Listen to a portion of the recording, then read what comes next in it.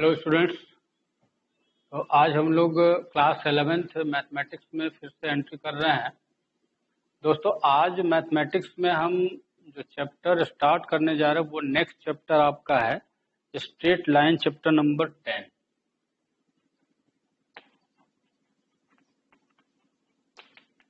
Chapter 10 है straight line.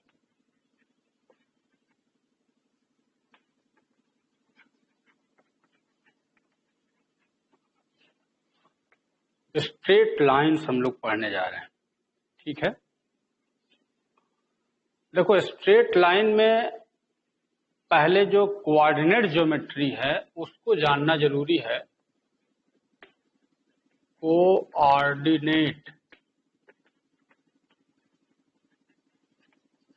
Geometry, और coordinate geometry को लेकर के हम इस समय ये 2 डायमेंशनल में रहेंगे। इसको हम लोग बोलते हैं 2D coordinate geometry. 2D coordinate geometry का मतलब इसमें केवल 2 एक्सिस रहेंगे, एक्स एक्सिस और वाई एक्सिस। बस एक्स एक्सिस और वाई एक्सिस को लेकर के ही सब कुछ काम करेंगे। लेकिन जब आप 12th में जाओगे तो 3D ज्योमेट्री पढ़नी है हमको, उसमें तब जेड एक्स भी यहाँ पे प्रेजेंट हो जाएगा। So let's come to understand what is mean by 2D coordinate geometry. It's already clear in your earlier class. You know that if you have a point here x comma y, then the point x means the distance traveled by a moving body from origin to this point. Here OA means x. This is the x coordinates. This is called x coordinates. X coordinates means the distance moved on x axis. But if you perpendicular drawn on the y axis, then this distance is called the moving distance on y axis. This is x distance, this is y distance. Okay. Similarly, if you have the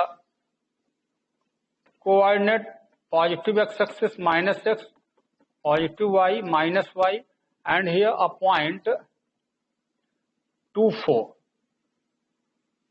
और 2 3 call. तो 2 3 means कि ये distance जो होगा वो 2 है, x axis पे distance 2 and Y axis पे जो डिस्टेंस है ये 3 होगा। तो इसको 3 बोलेंगे तो ये भी 3 होगा, ये भी 2 हो जाएगा। समझ में आए? तो ये अब इसी तरह से यहाँ पे कोई पॉइंट है, सपोज करिए कि हम इसको -3 4 बोलेंगे। -3 4 का मतलब कि आप परपेंडिकुलर एक्सिस पे डालोगे तो एक्स एक्सिस पे -3 है, ये डिस्टेंस है जो -3 है, और जो ऊपर चलेगा ये 4 है। यहां से यहां का डिस्टेंस कितना है? टोटल 4। ये पूरा यहां से यहां तक 4 है। इसी तरह से कोई पॉइंट अगर यहां बैठा हुआ है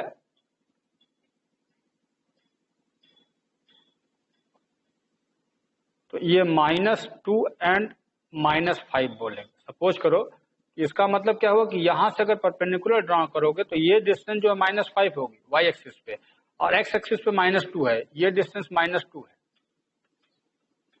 तो ये मैं जनरली बता रहा हूं क्योंकि ऑलरेडी ये सब आप क्लास 9-10th में पढ़े हो, बस उसको मैं रिवाइज करा रहा हूं। किसी पॉइंट को लोकेट कैसे करते हैं कोऑर्डिनेट एक्सिस पे, how can you locate any point on the coordinate axis.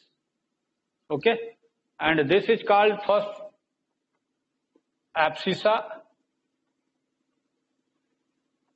abscissa and this is called ordinates. Abscissa and ordinate, ये ऑलरेडी आप क्लास 9-10th में सब पढ़े हो। और ओरिजिन का जो पॉइंट होता है इसको हम लोग 0 0 से डिनोट करते हैं। जो ओरिजिन होता है वो 0 0 से डिनोट होता है। तो ये डिनोशन है। अब इस एक्सिस पे अगर कोई पॉइंट एक्स एक्सिस पे हुआ, जैसे सपोज करो कि ये 5 डिस्टेंस पे, तो इसको 5 0 कहोगे क्योंकि ये एक्स एक्सिस पे बैठा हुआ है। समझ में आ रहा है? तो किसी पॉइंट को कोऑर्डिनेट एक्सिस पे कैसे लोकेट करते हो, ये यहाँ का नया चीज नहीं है, ऑलरेडी आप जानते हो। और कुछ यहाँ पे रिवीजन हल्का सा और हम लोग देखेंगे कि डिस्टेंस बिटवीन 2 पॉइंट्स, ये भी आप ऑलरेडी पढ़े हो, डिस्टेंस फार्मूला जिसको कहते हो आप,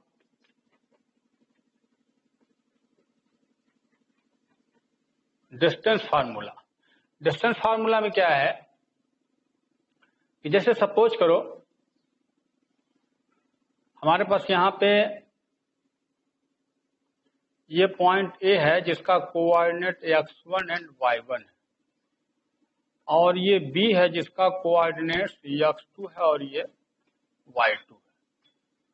ठीक है, आप एक काम करो, इसको x1 y1 मान लो ए, और इसको बी मान लेते हैं x2 y2।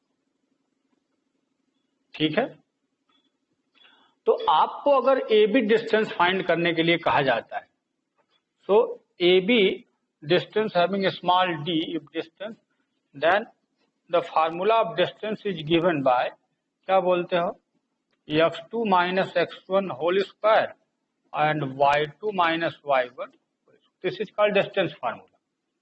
तो अगर दो पॉइंट्स आपको दिए जाते हैं, दोनों के बीच का डिस्टेंस चाहिए, तो ये फार्मूला ऑलरेडी हम लोग इसको चाहें तो प्रूव भी कर सकते हैं। कैसे, अब यहां से परपेंडिकुलर डालो, यहां परपेंडिकुलर डालो, यहां से परपेंडिकुलर डाल लो, तो ये राइट एंगल ट्रायंगल बन गया।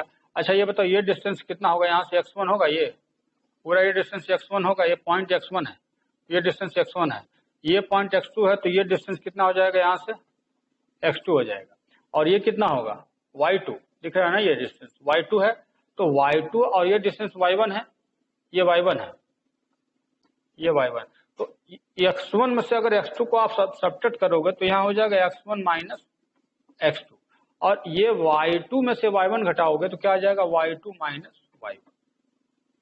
और अब देख रहे हो पाइथागोरस लगा दो, पाइथागोरस लगाओगे तो ये हाइपोटेनस है, तो hypotenuse is equal to under root square of base and plus square of perpendicular, वही है फार्मूला।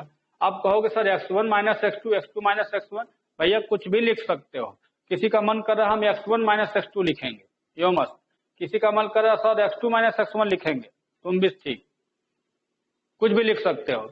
वाई, क्योंकि भैया यहाँ पे स्क्वायर बैठा हुआ है, स्क्वायर बैठने का फायदा ये होता है, चाहे x1 माइनस x2 लिखो, चाहे x2 माइनस x1 लिखो, कोई फर्क नहीं पड़ता स्क्वायर होने के कारण।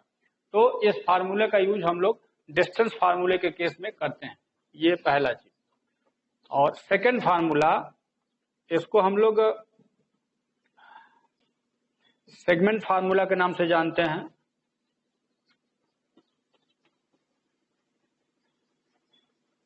सेगमेंट फार्मूले में क्या होता है, जैसे सपोज करो ये मान लो ए है, बी है, इसका कोऑर्डिनेट्स x1 है, y1 है, इसका x2 है, y2 है, और यहाँ एक पॉइंट P है, इसको हम लोग अगर x बार y बार कहें, और इसको Mn के रेशियो में डिनोट इंटरनली कट करता है।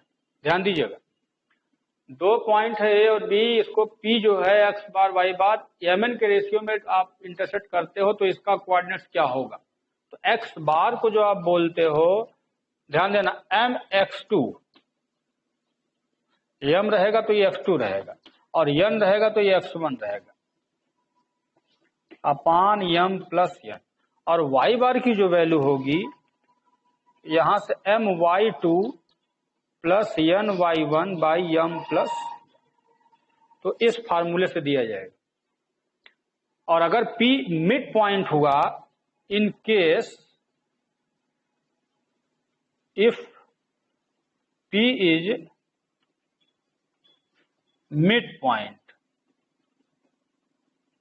अगर P मिड पॉइंट हुआ तो m और n दोनों बराबर आ जाएगा, तो उस केस में जो x बार की वैल्यू होगी क्या होगी, बस दोनों को जोड़कर x1 प्लस x2 बाई 2 हो जाएगा, और y बार की value y1 plus y2 by 2, ये हो जाएगा।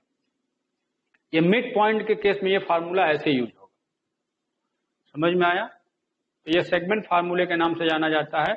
इसके बाद एक थर्ड फार्मूला आप जान लो, एरिया ऑफ ट्रायंगल। अगर किसी ट्रायंगल का 3 वर्टेक्स दिया हुआ है, तो how can you find the area of triangle.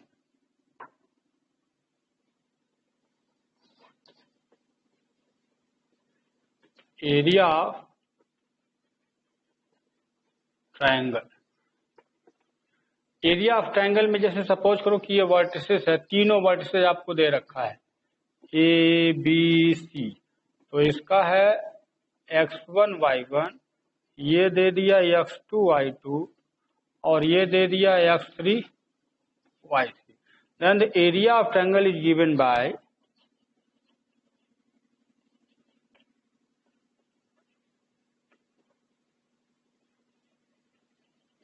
Area of triangle, इसको डेल्टा से शो करते हैं। Area of triangle is equal to half, ध्यान से देखिएगा, हाफ। अब जरा लिखने का तरीका है, यहां होता है x1 y plus x y minus y plus x। ये जरा देखो, लिखने का मैं तरीका बता रहा हूं कि एरिया ऑफ ट्रायंगल को कैसे लिखा जाता है, ठीक है। हाफ फिर बड़े ब्रैकेट में जब लिखोगे तो देखो ध्यान से, x y minus y plus x y minus y plus x y. अब देखो लिखने जा रहे हैं, यहां देखो 1 2 3 2 3 1 एंड 3 1 2, ये चक्र में चलते रहोगे, लिख दो, बिल्कुल हो गया। तो ये किसी भी ट्रायंगल का एरिया डायरेक्ट निकल सकता है अगर ये तीनों वर्टिसेस इसके पता है। If you have already all the vertices of a triangle, then the area of triangle is given by this formula। समझ में आ रहा है? तो ये इस फार्मूले से एरिया ऑफ ट्रायंगल हम लोग फाइंड कर सकते हैं। किसी भी ट्रायंगल के लिए एरिया बताएगा। समझ में आया?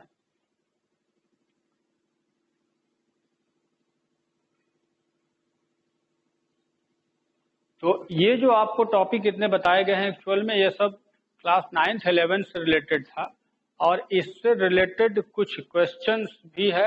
लेकिन अब जो हम लोग चलेंगे किसी स्ट्रेट लाइन, क्योंकि ये चैप्टर एक्चुअल में हम लोग स्ट्रेट लाइन के लिए पढ़ने जा रहे हैं, इस कोऑर्डिनेट ज्योमेट्री के लिए नहीं है। ये केवल क्लास 9th 10th का आपको हल्का सा रिवाइज कराया गया है, क्योंकि ये सारी चीजें आएंगे तभी हम एंट्री कर पाएंगे उसमें, तभी स्ट्रेट लाइन को अच्छे से समझ पाएंगे।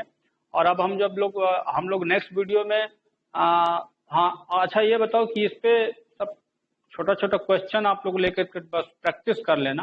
सब 9th 10th का है, कुछ भी नया मैंने आज नहीं बताया है। कि 9th 10th एक प्रकार से रिवीजन क्लास है, आप इसको हल्का सा रिवाइज कर लेना। रिवाइज कर लोगे तब मैं नेक्स्ट वीडियो से स्ट्रेट लाइन स्टार्ट करूंगा और दिखाऊंगा, बताऊंगा कि स्ट्रेट लाइन का इक्वेशन कैसे लिखा जाता है, स्ट्रेट लाइन का किसी स्लोप क्या होता है, स्लोप ऑफ स्ट्रेट लाइन क्या होता है, उसके डिफरेंट फॉर्म्स क्या क्या होते हैं, और स्ट्रेट लाइन पे बहुत सारे कंडीशंस हैं जो कि अच्छे अच्छे कंडीशंस है, उसको भी हम लोग सबमिट करेंगे। तो स्ट्रेट लाइन से रिलेटेड चीजें हैं दोस्तों, ध्यान रखिएगा। आप क्लास 12th में जाओगे तो वहां भी स्ट्रेट लाइन पढ़ना है, लेकिन वहां का स्ट्रेट लाइन 3D हो जाएगा और यहाँ जो स्ट्रेट लाइन पढ़ोगे अभी किसमें है, 2D में हम लोग हैं। बस अंतर यह है अभी सब कुछ सारा फार्मूला 2 डायमेंशन में है, लेकिन वहां जाएंगे तो ये सारे फार्मूले 3 डायमेंशन में कन्वर्ट होंगे, तो वहां थोड़ा और टेढ़ा हो जाता है और टफ हो जाता है। तो इसलिए अगर इसको आप लूजली पढ़ोगे तो बाद में इसका भुगतान भुगतना पड़ेगा आप। इसलिए बहुत ही स्ट्रांगली टाइटली इसको पढ़ो कि आगे अगले क्लास में आप अच्छे से 3D को कंप्लीट कर पाओ, क्योंकि 3D बड़ा इंपॉर्टेंट सेक्शन है क्लास 12th का, जैसे कि अच्छा खासा मार्क्स आता है बोर्ड एग्जाम।